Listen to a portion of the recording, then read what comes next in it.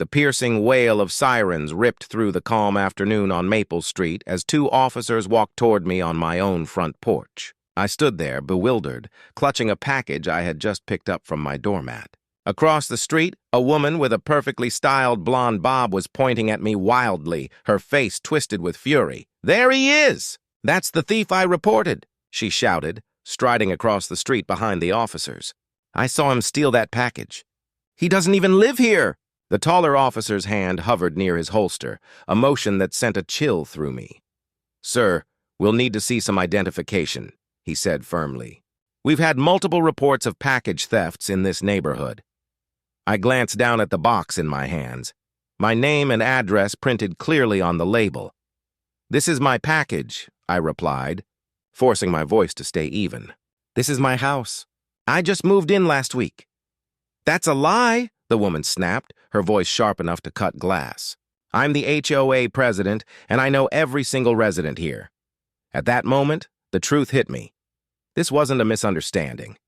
This was my formal introduction to Karen, the HOA president I'd been warned about by the previous owners.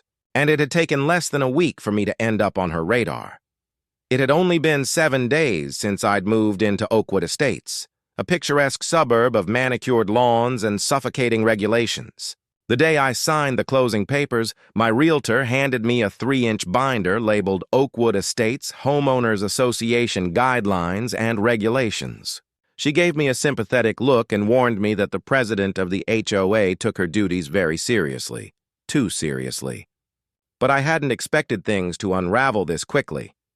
On my second day, while unloading boxes in the driveway, I noticed a woman standing stiffly across the street, arms crossed, glaring at me. She never introduced herself, just stood watching with narrowed eyes. Later, I discovered a printed notice taped to my front door, reminding residents that belongings couldn't remain visible from the street for more than 24 hours. The note wasn't signed, but I already knew who was behind it. The neighborhood's online page had been full of posts about packages vanishing in broad daylight. Residents were on edge, and Karen had taken it upon herself to play watchdog, circulating daily updates and urging everyone to report suspicious activity. I'd skimmed through those posts without thinking much of it, never imagining I'd be accused of being the culprit. That afternoon, my phone buzzed with a delivery alert. It was a set of custom coffee mugs I'd ordered as a housewarming gift for myself. Relieved to finally unpack something that wasn't towels or pots, I stepped outside to collect it. The package sat neatly on my welcome mat. As I bent to pick it up, a door slammed behind me. "Hey! Stop right there!" Karen's shrill voice cut through the quiet like an alarm. She stormed across the street, phone raised as if it were a weapon, snapping photos of me. "I've got you now!" I knew it was the new guy stealing everyone's packages. I straightened, clutching the box, stunned. "Excuse me? This is my package. I live here," she sneered. "A likely story." She jabbed at her phone with frantic fingers. "I know the Pattersons own this house." "You're not them." "They moved out last month," I explained, as calmly as possible. "I bought this place. My name is Michael Chen, see? This package has my name on it." I turned the box toward her so the label was clear. Karen scoffed, refusing to look. "I'm calling the police." "Don't move." She backed away, already speaking loudly into her phone so the entire neighborhood could hear. "Yes, 911? I've caught the package thief. He's here right now, red-handed." One by one, neighbors began stepping outside, curiosity pulling them to their porches. Some crossed the street cautiously, while Karen put on a performance worthy of a courtroom drama, gesturing toward me as she described my supposed crime in vivid detail. I stood frozen, still holding my delivery, stunned that my first week in my dream home had spiraled into this. "The police are on their way," she announced, practically glowing with triumph. She turned to the growing crowd. "Everyone stay back, he could be dangerous." Then she addressed an older couple nearby. "This is why we have to stay vigilant, Bob and Martha. This is the man stealing all our packages." "I'm not stealing anything," I said, raising my voice so the bystanders could hear without sounding hostile. "This is my house. I just moved in. Look, this package has my name on it." A few neighbors exchanged uneasy looks, but Karen's authority as HOA president seemed to outweigh any doubt. I was the newcomer and she was the trusted figure. Moments later, a police cruiser rolled up, lights flashing. Karen all but skipped to meet the officers, eager to hand me over. Two officers stepped out, one tall and severe, the other shorter with a more even demeanor.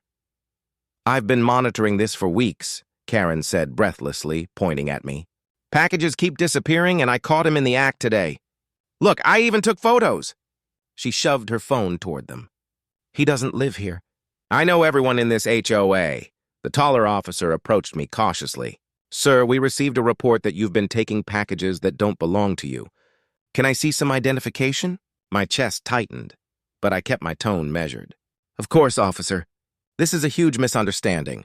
I moved in last week and this package has my name printed on it." Slowly, deliberately, I reached for my wallet, careful not to make any sudden movements. Karen cut in sharply. "He probably has fake ID. The real owners are the Pattersons. They've lived here forever." The shorter officer raised a hand toward her. "Ma'am, please let us do our job." I handed over my driver's license. "Michael Chen, that's my current address. The Pattersons sold me this house. I can even show you the closing documents if you'd like." The taller officer studied my license with a skeptical frown. "Yes, the address matches, but that doesn't explain the package thefts happening around here." "I just moved in," I repeated firmly. "The only thing I know about stolen packages is what I've seen on the neighborhood social media page." Karen shoved her way forward, waving her phone like a weapon. "I have pictures of him taking the package. And look, this is the email I sent last week. The description fits him exactly." She flipped to another screen, displaying an HOA bulletin describing a suspicious male in dark clothing seen during delivery times. The air felt heavy with tension. Neighbors had begun to gather at a cautious distance, their eyes fixed on me, silently judging, wondering if they'd been living next to a thief. "Sir, we'll need you to come to the station to clear this up," the taller officer said, his hand drifting toward his cuffs. Indignation surged through me. "Officers, just look at the package." I held it out carefully. "It has my name, Michael Chen, and this exact address printed on the label. I also have the order confirmation on my phone, and my doorbell camera recorded the delivery." I gestured toward the doorbell mounted beside my door. "You're welcome to check the footage." The shorter officer stepped closer and inspected the box. My name and address were printed clearly. "Can I see the email receipt?" I brought it up on my phone. The timestamp matched the delivery time and the order details aligned with the box's size. "What about the doorbell recording?" he asked. "Of course." Relief flickered in me as I opened the app and played the clip. The video clearly showed the driver dropping off the package less than half an hour earlier, then me stepping outside to retrieve it minutes later. The shorter officer turned to his partner and nodded. "Everything checks out." "The package belongs to him." Karen's face turned crimson. "That doesn't prove anything." "He could have ordered something just to make it look real. He's probably stealing others too. Look at him. He matches the description in my email." The taller officer asked calmly, "Ma'am, what exactly was that description?" "A man wearing dark clothing," she said triumphantly. "And he's wearing a black t-shirt." The officers exchanged a glance. The shorter one cleared his throat. "Ma'am, do you actually have evidence this man has stolen any packages?" "I'm the HOA president," Karen snapped, as though that gave her legal authority. "It's my job to protect this community. The theft started right after he moved in. That cannot be coincidence." By then, more neighbors had gathered, whispering doubts. An older man stepped forward. "Karen, I think you're mistaken," he said kindly. "I saw the moving trucks last week. The Pattersons told everyone months ago they were selling." He turned to me with an apologetic smile. "Sorry about this, young man." "Welcome to the neighborhood." Karen's face twisted with fury and humiliation. "Don't you see? He's fooled you all. Mike, call your wife. She'll confirm the Pattersons wouldn't sell to—" "That's enough." The taller officer cut her off sharply. "You called us here on what looks like a false report. The evidence clearly shows this man lives here and the package is his." "But the thefts!" Karen sputtered. "Filing a false report is a serious crime," the officer said firmly.